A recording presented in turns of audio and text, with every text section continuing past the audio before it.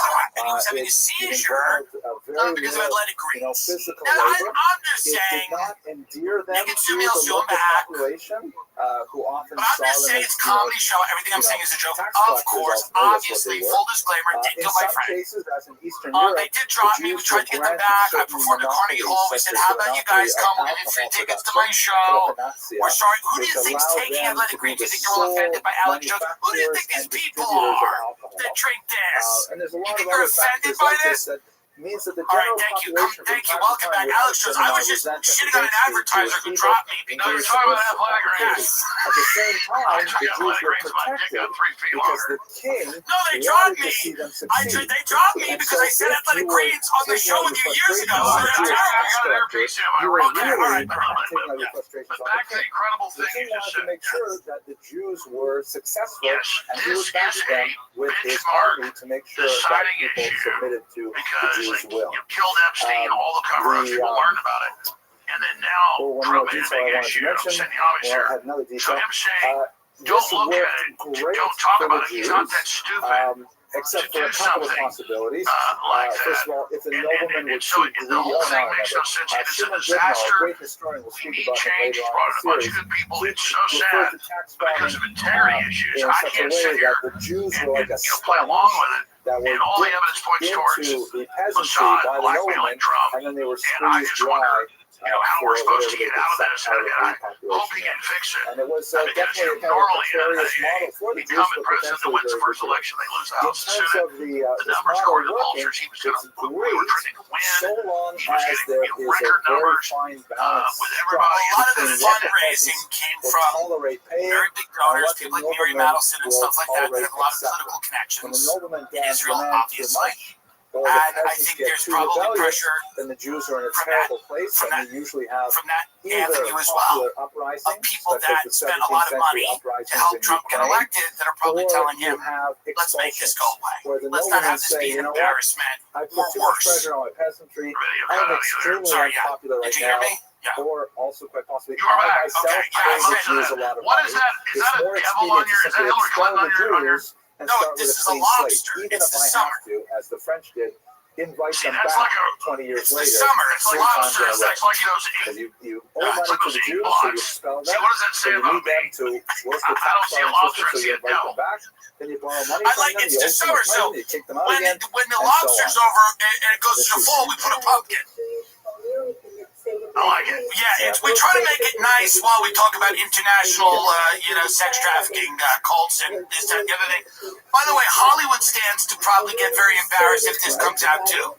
Because this is not just political. There's probably a lot of big people in Yeah, Hollywood. let's talk about who we know is heavily involved. You had a clear blackmailing operation against high-tech people, science people, vaccines, genetic engineers, Harvard, massive Hollywood.